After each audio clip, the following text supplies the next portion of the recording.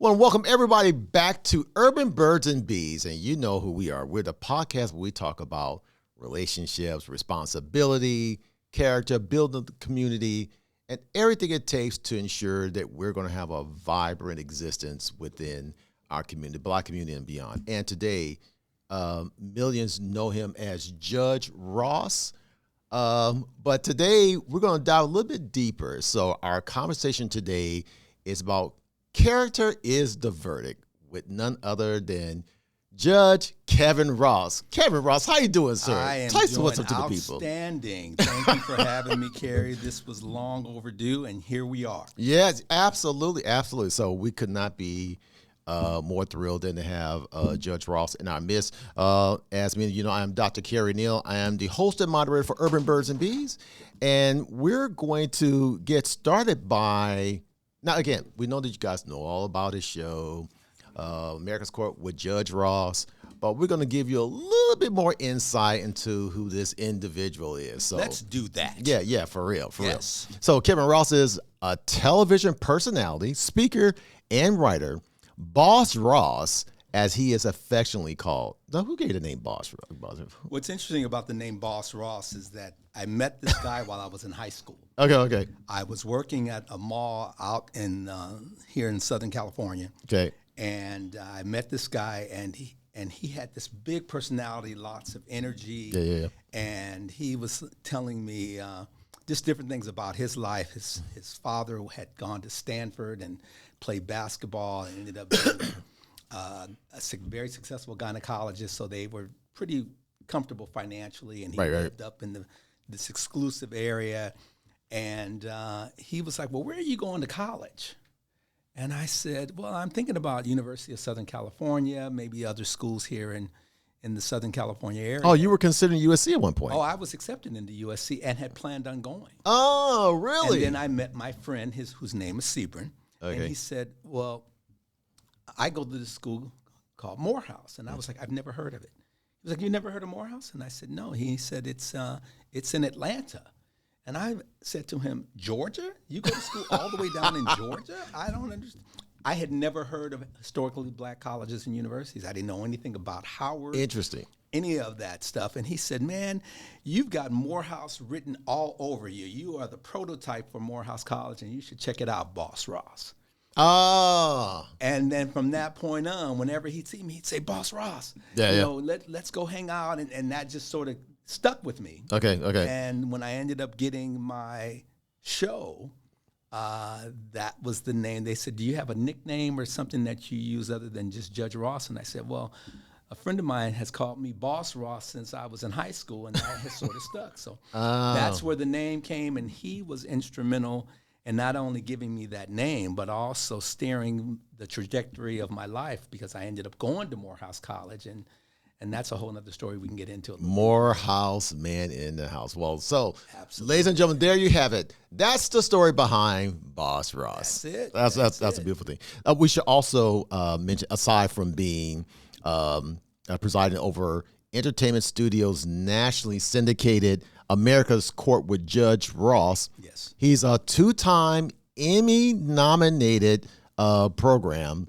It's been on the air since now, like 16 years now, right? This is 16 we are in season 16, and we just were picked up for another year. So, whoa, God has been good. I've been very blessed, and I enjoy doing the show. So that's what makes it important for me, because when you're doing something that you love, it doesn't feel like work. Yeah. Now it can work your nerves. But in terms of, I look forward every time we tape. In fact, we're going to be taping in the next few weeks, so I'm gearing up for that again. Oh wow, that's phenomenal. So a little bit about them. We talked about that he's from Los Angeles, and he is the pride of Gardena High School. Yes, talked about that he went to Morehouse. Yes, sir. And we've got to mention he's a member of Kappa Alpha Psi Fraternity Incorporated. Absolutely. Noop Nation is in the house. Noops run the yard. I got such a chuckle out of somebody whose shirt said, "She's with the Noops now." Oh, that is hilarious. Meaning, like, whoever she was with before, she's upped her game because she's with the Kappas, and that's sort of how we roll. Wine, women, and song. Yeah, that's what's up. And if everything goes right next year, I may be joining you as a capitalist. Well, that is yet to be determined. We will see if you're able to pass muster. Right. I don't know if we are going to just let him get into the group, but that's a whole nother conversation. Yeah, that's a whole other podcast altogether, right? And obviously, graduate of Southwestern Law School as well, School of Law. Yes. And we should also mention that that you started off as a LA prosecutor. I did. And you're a prosecutor, and you also had a run at the LA City Council as well. I ran for city council, thought I was going to pursue a career in politics, and life should have sort of took me in a different direction. Okay. And what also, while you worked at the DA's office, you worked a few years in the hardcore gang unit. I did. Yeah, that part was, what was that like? Interesting. Well, what ended up happening was I actually ran for a seat on the LA City Council. Okay. I was very, very young. I was maybe 31 at the time, and I thought, I could make a difference in high school. I ended up running for different positions in high school, and by my senior year, I was student body president. I went down to Morehouse. I ended up being in student government there. By the time I finished Morehouse, I had been student body president, so I had been accustomed to running for office, being someone in a position of leadership, and liked assuming the responsibility of leadership. And ultimately what ended up happening is I went to law school. I was president of my class. I was president of the Black Law Students Association.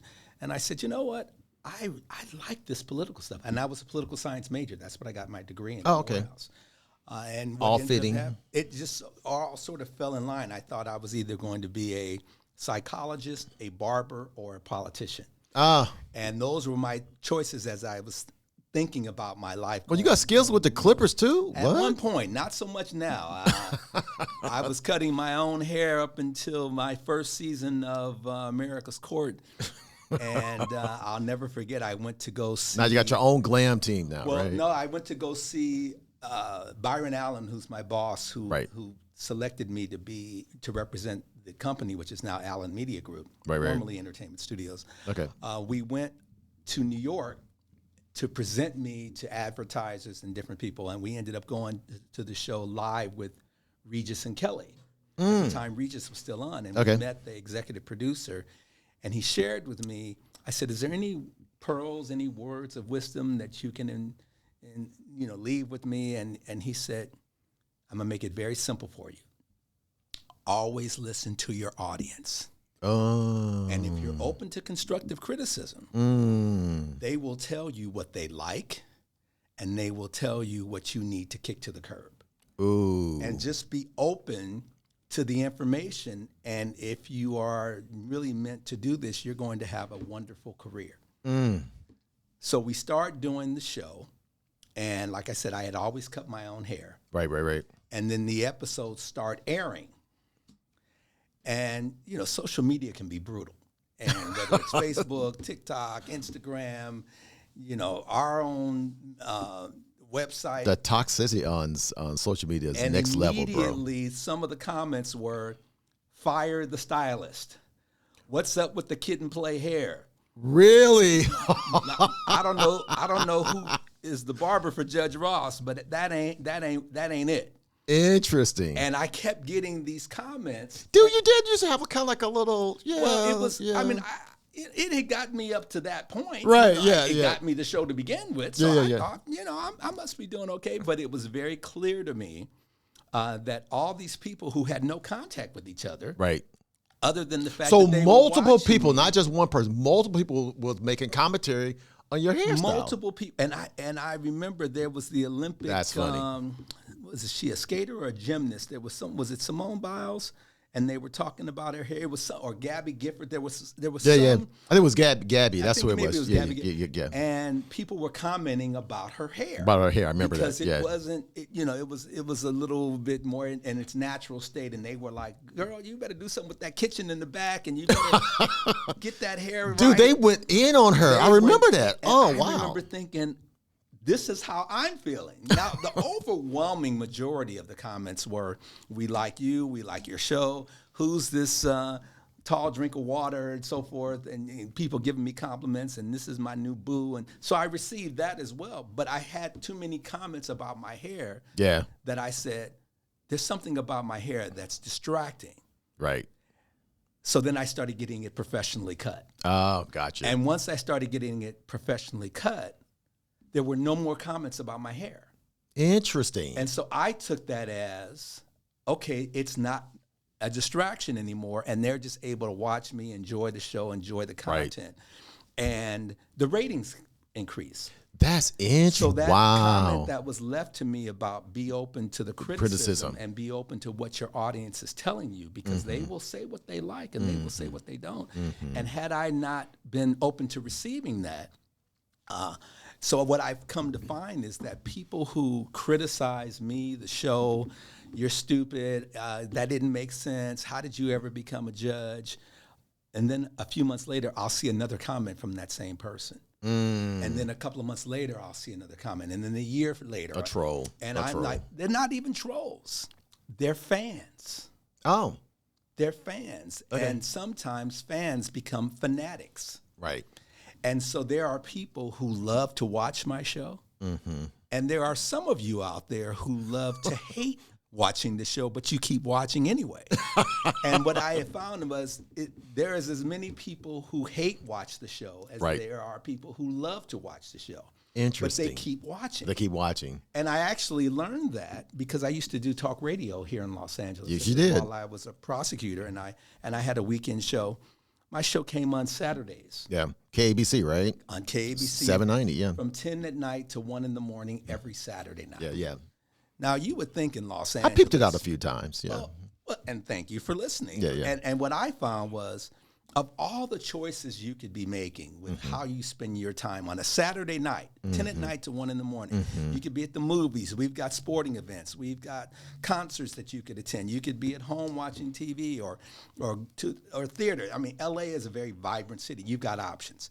For people to tune in to me on Saturday night and tell me how much they hated me, I was like, oh, this is a supporter. I love it. Every week they would come back, and sometimes I'd get letters, and they would be 5 and 6. So support is not someone who's just always just singing your praises necessarily. And that's what I have found, is that sometimes the very folks who you think are hating on you or who are trolls are actually some of your biggest supporters. And they're like, well, what are you going to do next? Well, what are you going to say next? Or I've been watching you, and I still think you don't have no reason having a show, and yet they keep watching year. And in some strange way, they're sort of refining you as well, making you, helping you to recalibrate, to go to the next level, and to continue to get better. It certainly has caused me to develop a thicker skin. Okay. I think it was Howard Stern who realized that there was a percentage of the audience that listened to him and loved his show, and there was a higher percentage who hated the show that listened even more. And so there's this whole notion behind when you put yourself out in the public. That was great, actually. What's that? That noise. Dun, dun, dun, dun, dun. I think that was right on cue. Anyway. But my point is that so often we want to dismiss or have an attitude toward people who don't like us.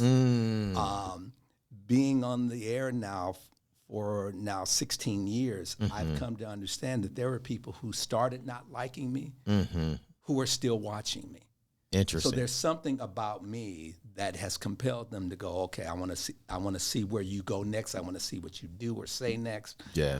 And it's been a very sort of humbling experience, because typically your reaction is, I can't believe this person said this about me. Yeah. And who do they think they are, and what do they know? It's like, no, I appreciate those comments, and I don't read every single one, and some things are more negative than others. But you go online, and there are a lot of comments that some people would take as, man, they're being pretty harsh on you, and I'm like, yeah, but they keep watching.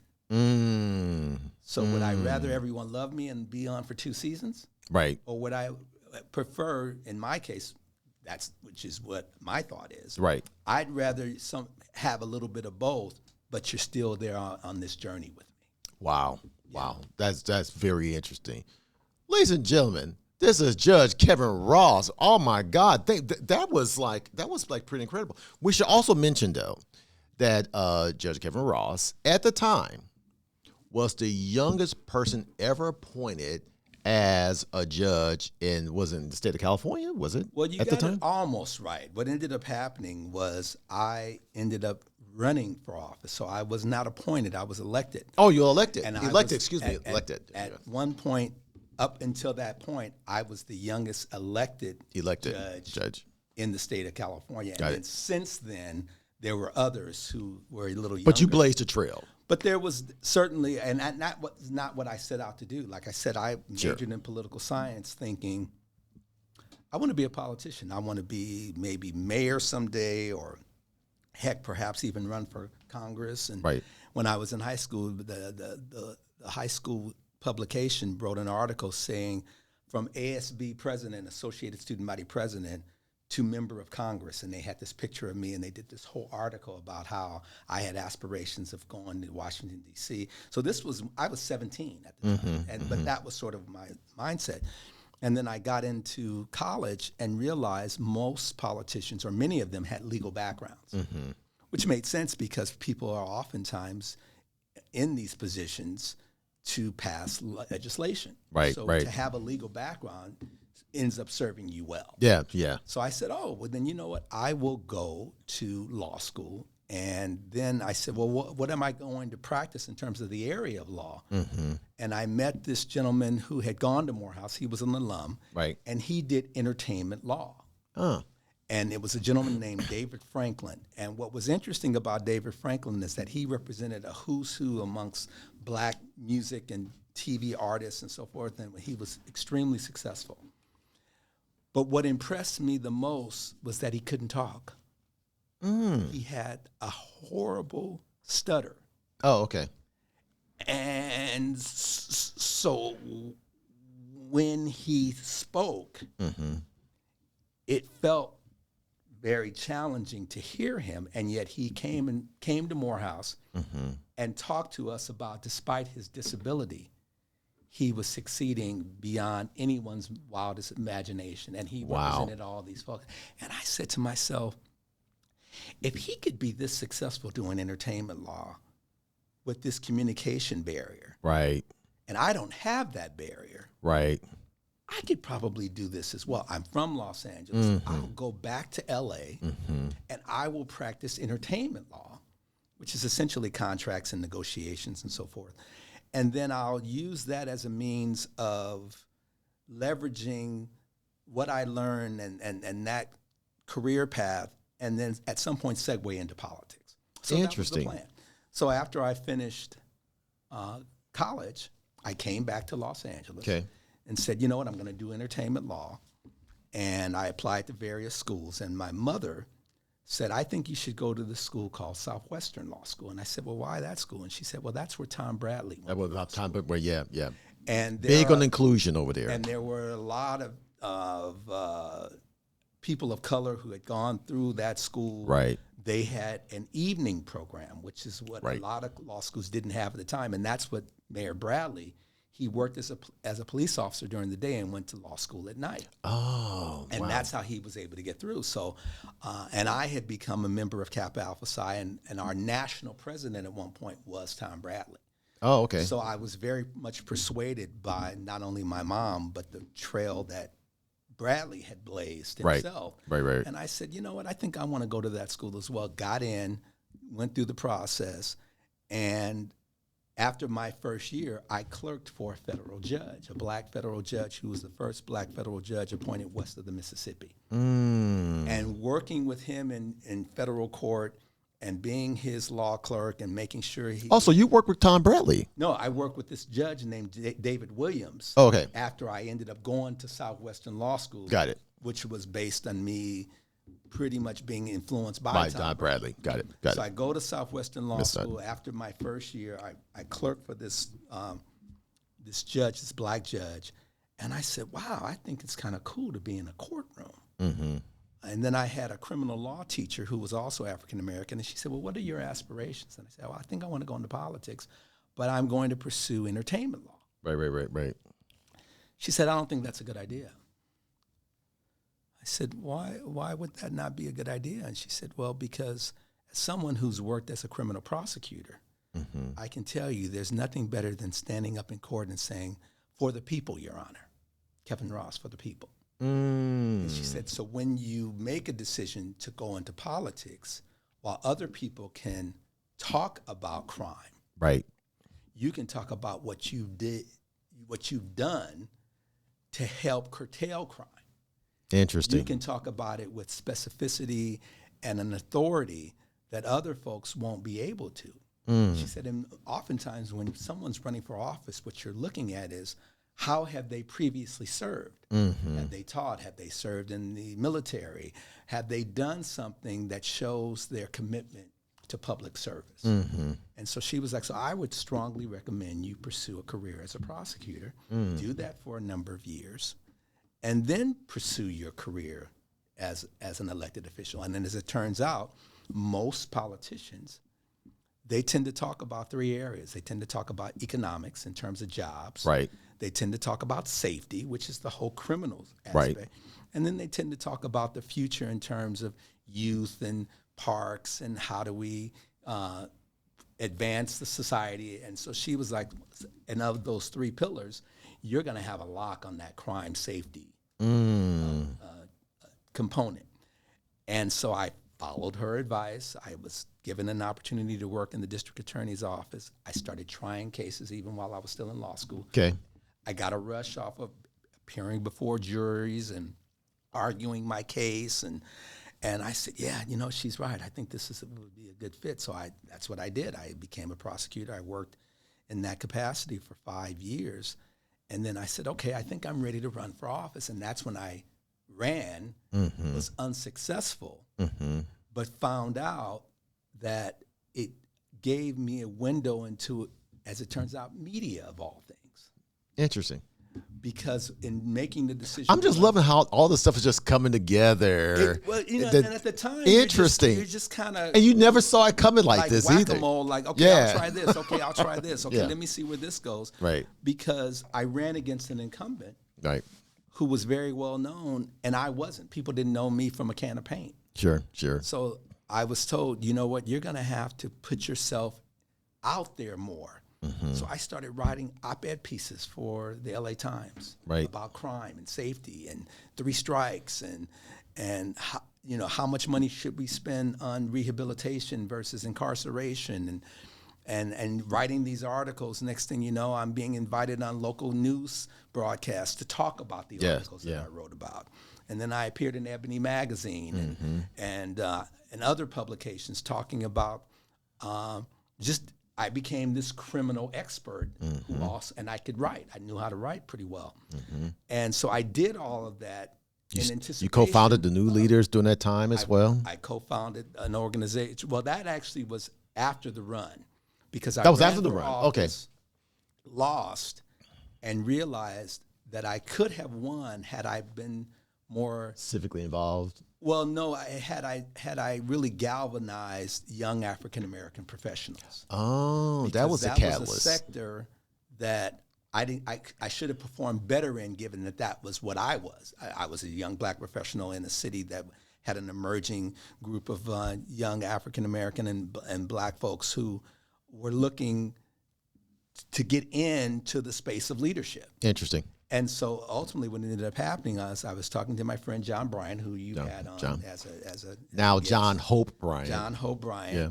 And we had become friends. We met during the civil unrest of 1992, and we were at a meeting, and there were all these people talking about what they wanted to do and so forth, and something about him and we were sort of on the same page afterwards. We struck up a conversation, exchanged numbers, ended up becoming the best of friends. Yeah. So here, he was in my wedding, and he was like, well, what do you want to do? And I said, I'm going to go ahead and run for office. I lost. And then he was like, well, what do you think you could have done differently? And I said, I probably could have gotten more younger people connected with my campaign. And he was like, well, let's do something about that. Right. So we started this organization called the New Leaders, which was focused on creating another wave of leadership for people in politics and business and in Wildly finance and successful. law Wildly and successful. entertainment. And you were a member. That's how Yeah. you and Yeah. I You met. Yeah. back in the 90s.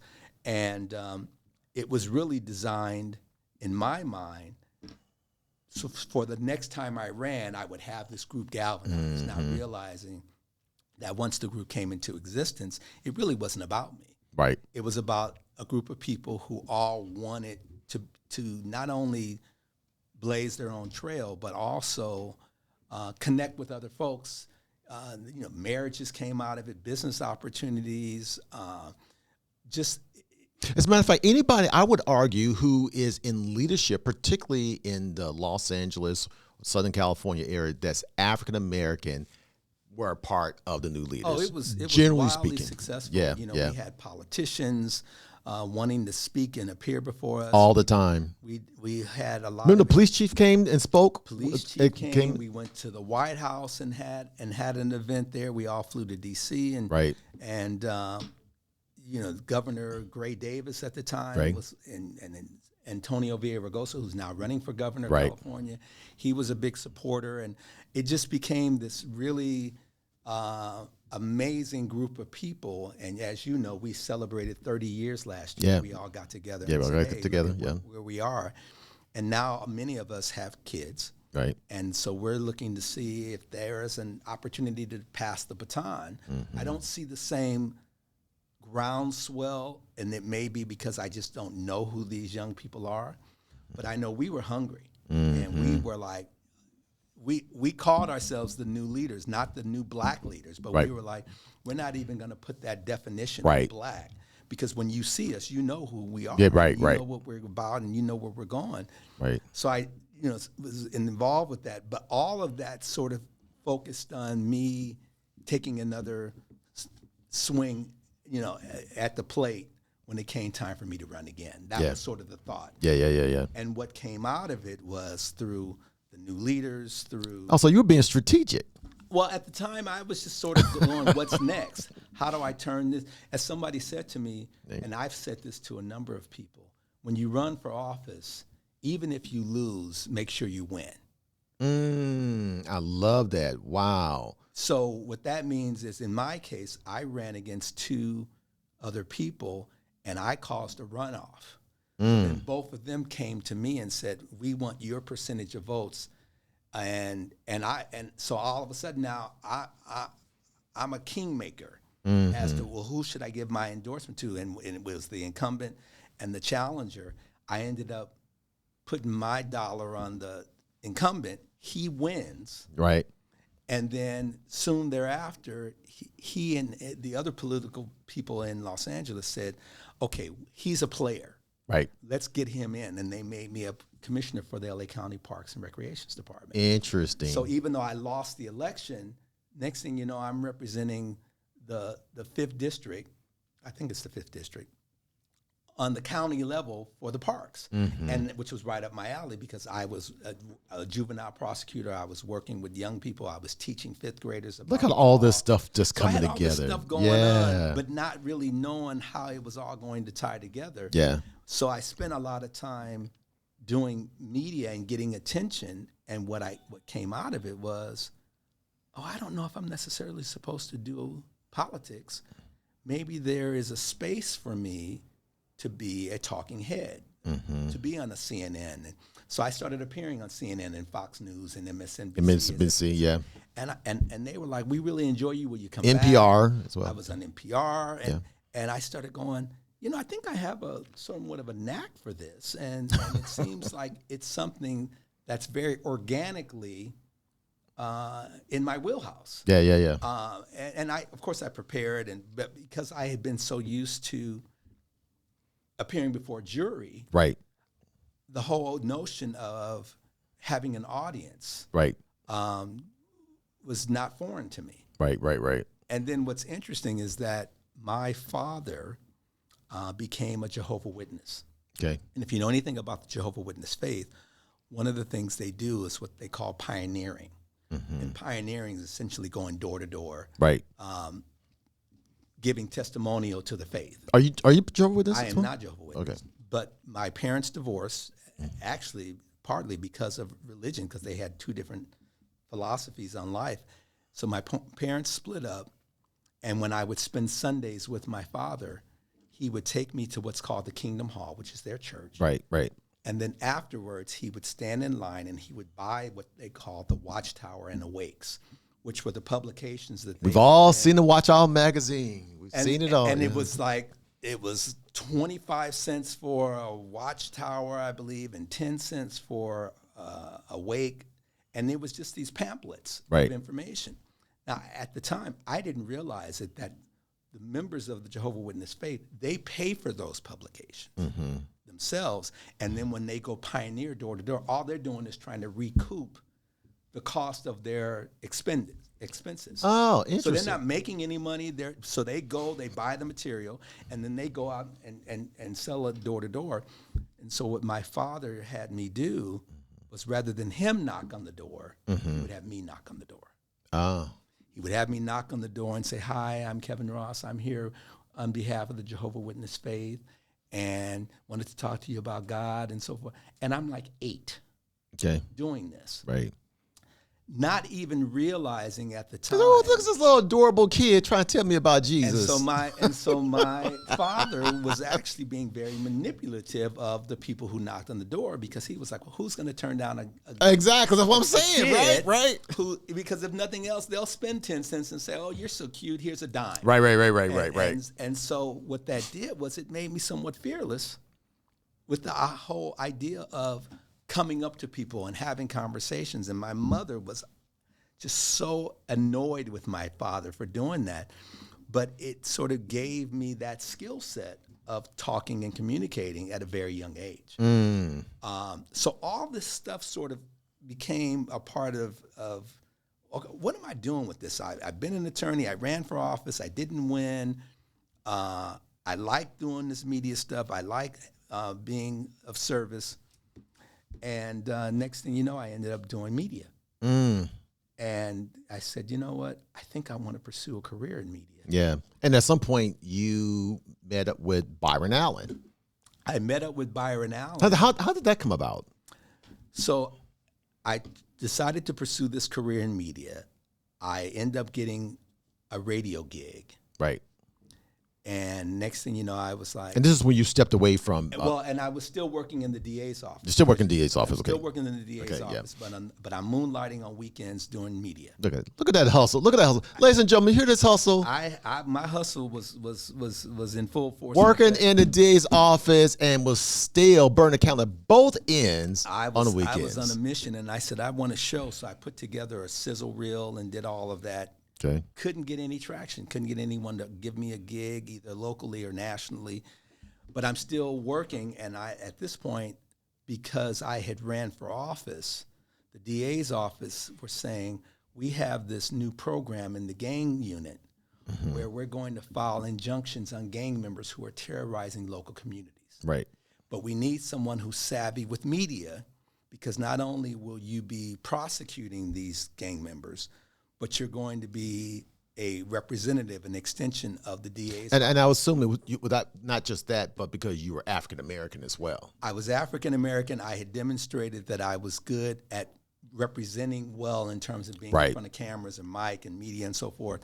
And so they said, would you be interested in taking on this gig, and you'll be a community-based prosecutor. Okay. But part of it is you're going to be out in the community doing a lot of this sort of thing. Right. And I said, you know what, I think that would be interesting. And so I did that for 3 years, and then it became... But wait a minute, hold on, let me ask you for a second.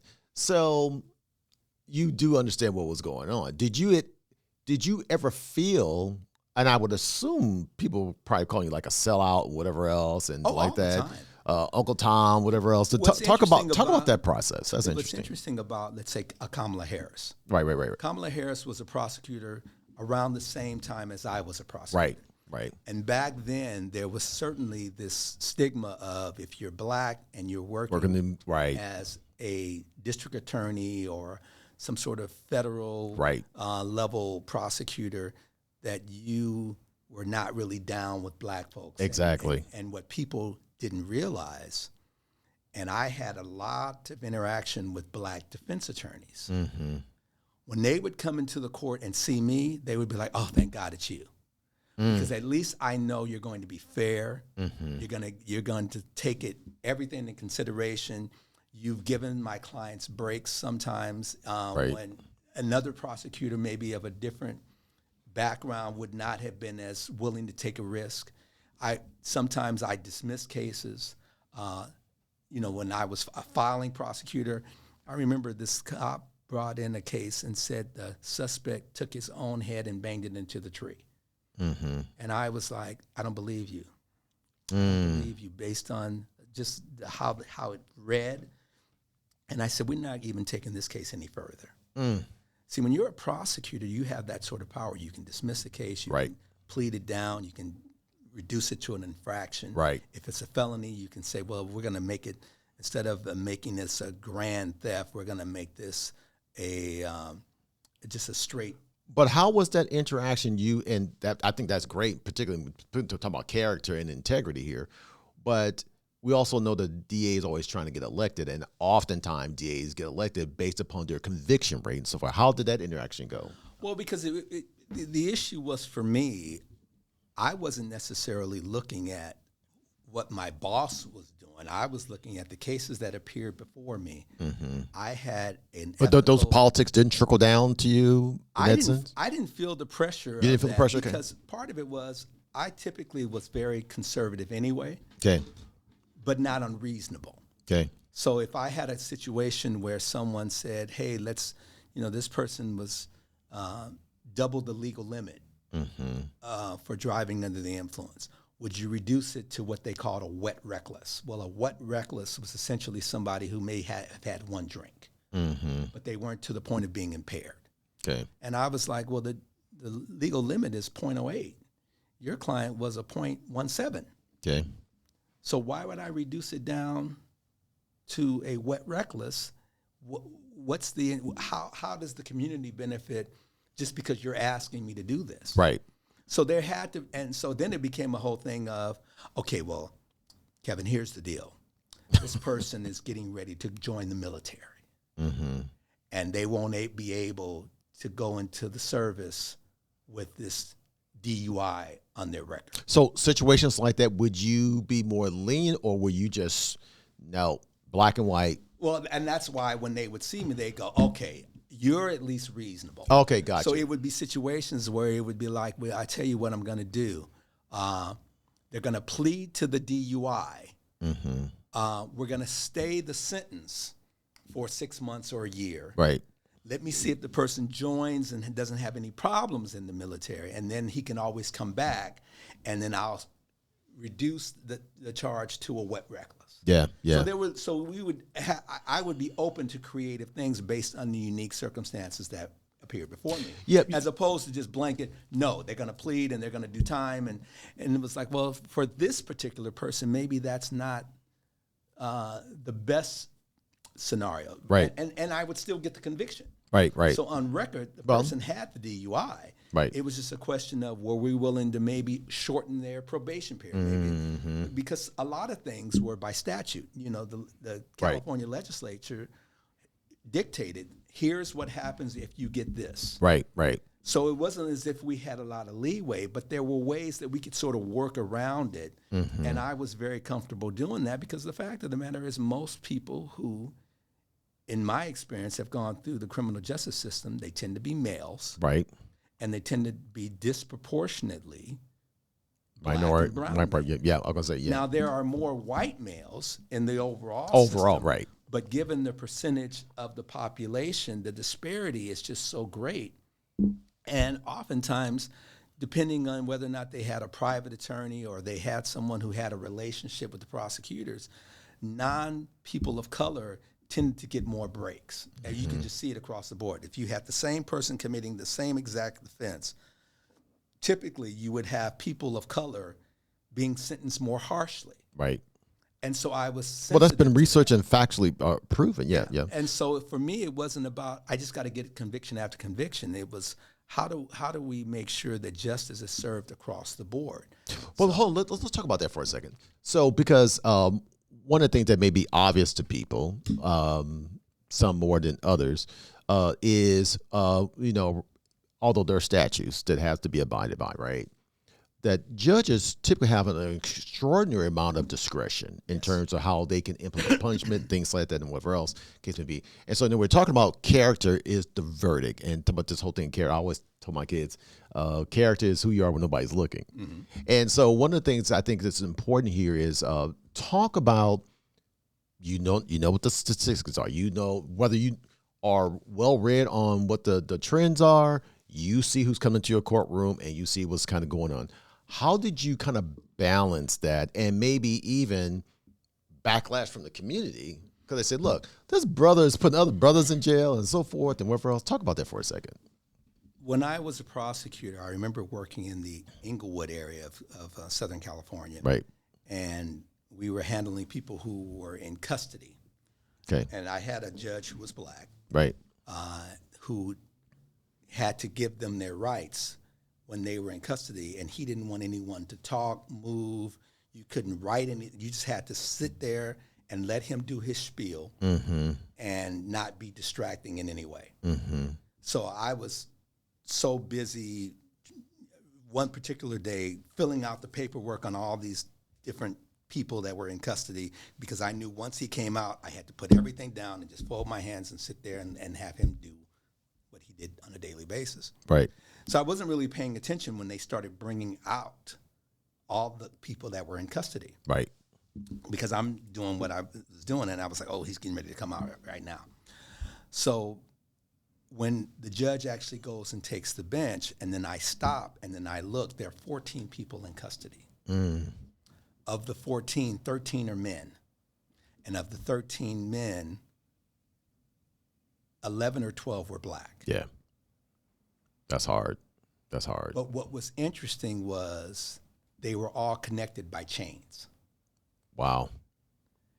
And I said to myself, this is what slavery looks like. Yep. This is what my people who had been enslaved, this is what the visual of that reality. Yeah. And so when I became a judge, I was very sensitive to the understanding that when people came into my courtroom, they may not have been happy with the verdict, but they knew that they had someone who looked like them. Mm-hmm. And I remember one young man in particular, he was like, Judge, why are you doing this to me? Mm-hmm. And I said, look at me. I said, you and I could be in opposite positions right now. Yeah. I'm not doing this to you. You think I like sentencing you to jail? You think that makes me feel good? You think I want to drive home and think about all the people who had to have their liberty and their livelihood impacted by the fact that they can't go to the job now or they can't be with their family or their kids? And I said, I hate sending people to jail. I hate doing this to you. So don't put me in the position. Mm-hmm. This is not what I'm doing to you. This is what you are doing to you.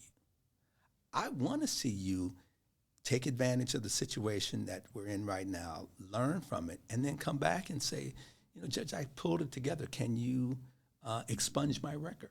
Mm-hmm. Because I know that that's going to make a difference with whether or not you can support your family and have that conviction on your record. I'd be more than happy to. But I got to get a sense from you that you are like, the direction that I'm going with my life is not where I want to be. Mm-hmm. So not only when I'm having that type of conversation with the person who's in front of me, but all the people, mm-hmm. the other attorneys, the bailiffs, the people in the audience, they're absorbing all of that and going, oh, okay, this is where this brother's coming from. Let's expand on that for a little bit, because it's not uncommon that a lot of black women will say, well, the pickings are slim. Where are the good black men? And I remember I used to be a part of this ministry team. We played basketball. We'd go to the jails and we'll play basketball with the inmates, and then we would say a prayer with them afterwards. But I remember this was back in the 90s, and I remember looking around, and I was like, here's where all the men are. Yeah. I mean, wall men. So you have two sons. I do. And I'm sure you love your sons very much. Mm-hmm. And so, and while obviously it could be a situation where maybe somebody was set up, we know that while the justice system may be harsher on minority men, we know that some men are in jail regardless of color because they've obviously done something to break the law. I would agree, and what I would add to that is, in my experience, What would you say to them? What would you say? What would you not say to them? But generally speaking, even talking to the camera, what is it that you have seen and have experienced that we see that our men continue to make that put us behind the 8 ball? my experience in being in law enforcement, 8 years as a prosecutor, 7 years as a judge before I even started with television, Right. was that an overwhelming majority of the people who are in the criminal justice system have issues around mental health and addiction. And what those circumstances end up revealing is this is how they're coping, whether it's committing a robbery or a theft because I need to buy drugs or I need to get a hit. Interesting. Or I haven't had the ability to get treated for my mental bipolar issues, whatever they're on the spectrum. But I have seen some amazing young men just get caught up because they didn't get the treatment or the attention to the issues that they were struggling with. 60 to 70% of the people in custody have addiction issues. Sure. And it could even be something like a gambling addiction, and you just can't stop gambling, and now you need money, so you're going to commit a crime to get money so you can serve that hit. And unfortunately, it's getting better. We're talking more about mental health right now and recovery, but at least when I grew up, there was not a lot of conversation about people seeing a therapist and taking medication to balance their mental health issues, or really acknowledging that they had an issue with alcohol or drugs and that they needed help and that they would go to a 12-step. And whereas now, and I've noticed it with my own sons, and I know you have sons around the same age as well, there seems to be more conversation about mental health. There seems to be more big time transparency Yes. about, yes, I have a problem with Yeah. fill in the blank. And yet the reality is, so many times, especially with violent crime, the challenge that I would have is that the victims of violent crime, when it's black and brown people committing it, the victims are black and brown. Yep. I remember there being a situation where somebody assaulted Rosa Parks and tried to steal something of hers in her older years. Yeah. And I was like, It's crazy. I don't care what race he is, lock that. Yeah. Because this is the pioneer. This is the woman that started this. Was a part of that group. And so if we don't honor and revere our elders who have paved the way, that's not about, well, let that brother out of jail. Yeah. He's gonna need to sit there for a minute and recognize that we're just not going to accept this level of violence and with the people that we uphold in our own community. So it's a challenging situation, and I will say that I've been doing my show, as I've said, for 16 years, as much time as I was in the criminal justice system. Right.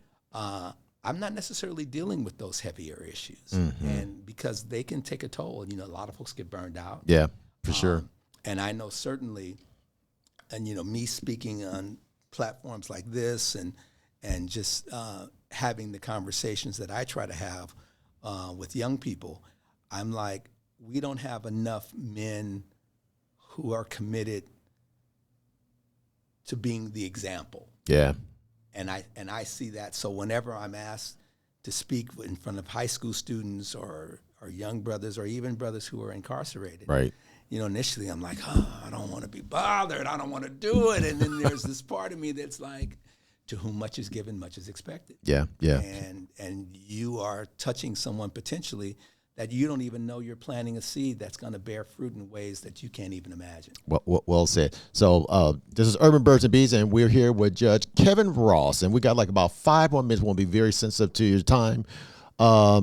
But Kevin, man, you've been breaking it down. But I want to dig a little bit deeper about you. I want to ask you a couple of questions as we kind of wrap things up. I want to ask you two things. Who were you?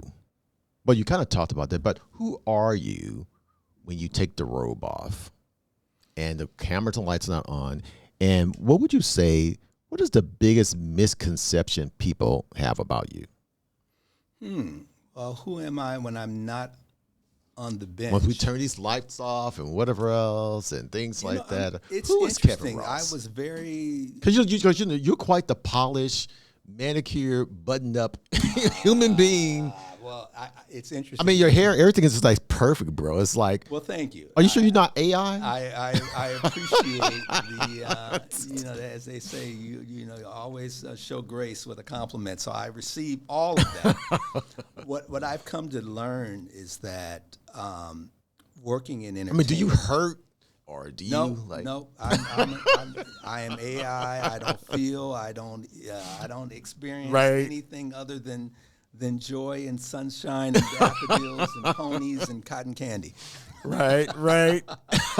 No, if anything, it's been interesting because I am looking at my life. In fact, there was a gentleman who passed away when he was just short of 30 who I went to high school with. Oh, wow. And I went to his funeral. He died of sickle cell, and he was an amazing guy. Mm-hmm.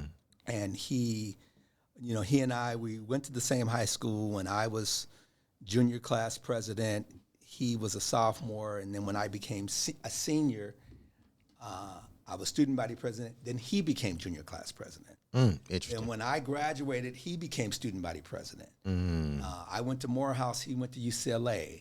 I pledged Kappa. He pledged Alpha Phi Alpha. Mm-hmm.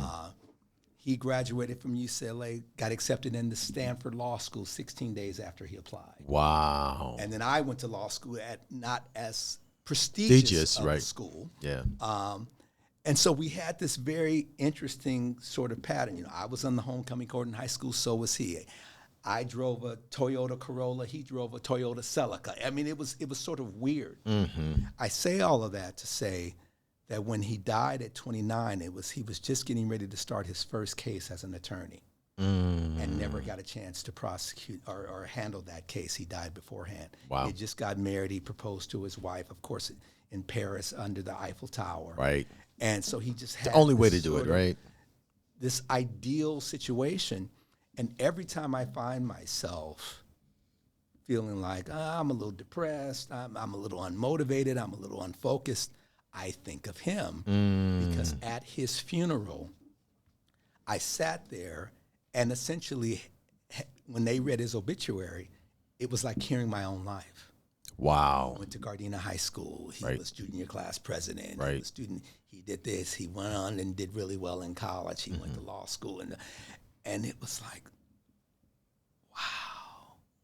All of this life in the 30-plus years since he's died that I've experienced, family, kids, career, he never saw that.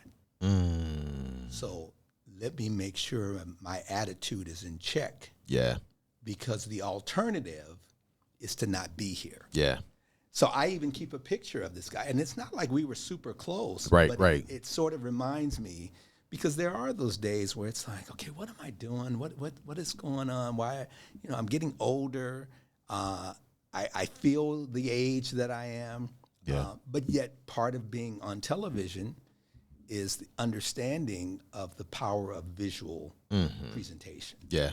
I talk a lot with my hands. Yeah. The person who sort of styles me was like, you got to start really cleaning your nails and you got to get manicures, because if you're going to talk with your arms and your nails are all jacked up, kind of like how my hair was, it's like I had to learn. That's very interesting. Wow. And you need to get facials and you need to make sure that, you're drinking a lot of water. And if you're getting ready to tape a show, you need to not drink any alcohol because there's a lot of salt and sugar. So I consume alcohol. I love to eat. But if I'm getting ready to go on something like this, I'm like, okay, I can't drink until I finish taping this next session. And I got to eat more salads, not because I want to, but because I understand that when I step out, I'm on.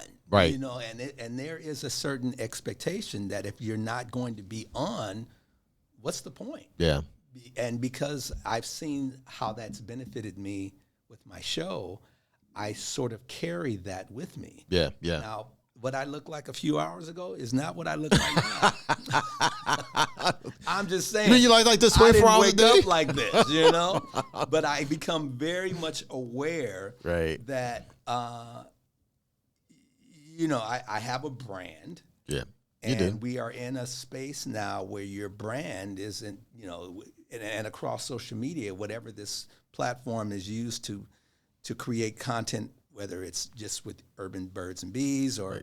you know, if you send me a clip and then I post it, you know, there is no such thing as being off Right. when you go out. Right. You know, and typically with me, it's one of these things where I meet people, they're like, can we take a picture? Right. So I can't have salad and chicken in my teeth. Right. Right. And right. then I'm sitting there, and then they post it. Right. And then it's like, oh, why did you post that picture, you know? Yeah. So I don't do as much going out as I used to because, again, when I go out, I know I'm on. Mm-hmm. So that's what you're seeing. You're seeing that effort and you're seeing that understanding that that's what comes with the gig. Mm-hmm. Mm-hmm. What is the last question? What is it that you want to make sure that your son do or don't do that you did or didn't do? So I have two sons.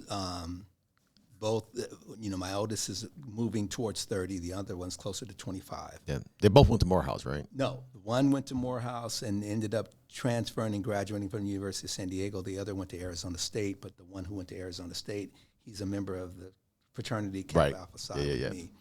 So I say I got one that became a fraternity brother and one who was almost a college brother. Right. And I would have wanted them both to have gone to Morehouse and both be Kappas, but, you know, we get what we get. Right, exactly. Right. You know, my biggest thing was I didn't. One out of two.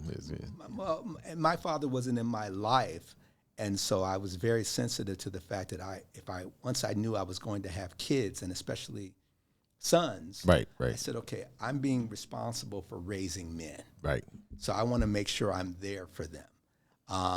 And what I'm finding is there is a little bit of, did I give them too much? Mm-hmm. Did I not give them an opportunity to sort of struggle and really lock in on their grind and their hustle? Right.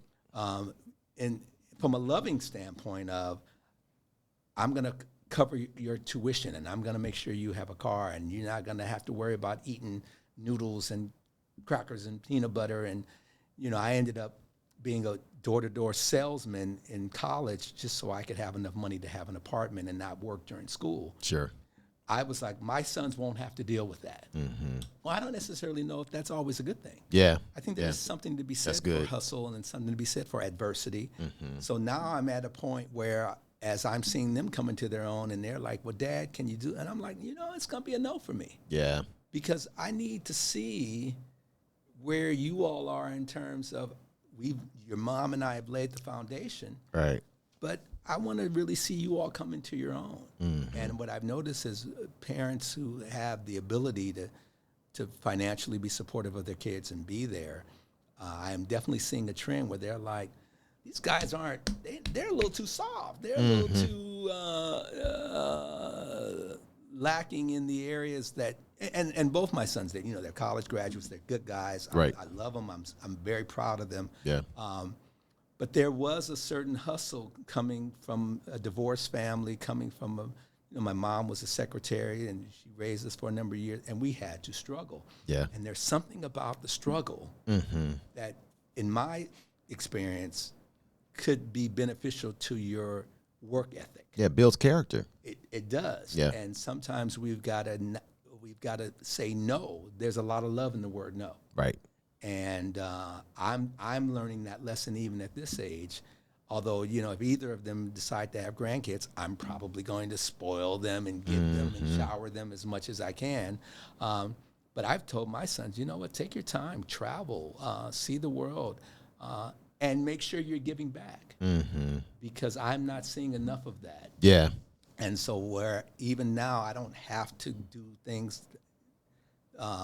in terms of going out into the community or just being of service, but I recognize that I have been very, very blessed. Yeah. And people have been very supportive of me. So it is a reminder that let me make sure, while people still want to see me and want to hear what I have to say and want me to speak, that I'm being very humble and grateful for that opportunity.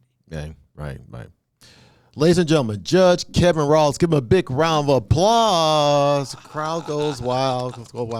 And so this incredible conversation will be on YouTube, which will serve as the 40th podcast of Urban Birds and Bees. That. And look at that. Talk about milestone. Yeah, this is awesome. Very good. But Kevin, you've been always a great friend. Thank you, and sir. you don't even know, Likewise. bro. You've been a mentor of mine, bro. I've been watching from a distance on. and whatever the case No, may really, be. go on. I'm not done hearing what you have to say. You stopped a little short there. No, bro. I feel like we can do this for a minute Man, or too long. I appreciate you, and I appreciate how you are invested into my success, even with this. So I appreciate you all the way through. So it has been my pleasure. yeah. So anyway, so this is what's character is the verdict with Judge Kevin Ross. I want to thank everyone for tuning in. Until next time, I'm Dr. Kerry Neal, host and moderator for Urban Birds and Bees. We'll see you later.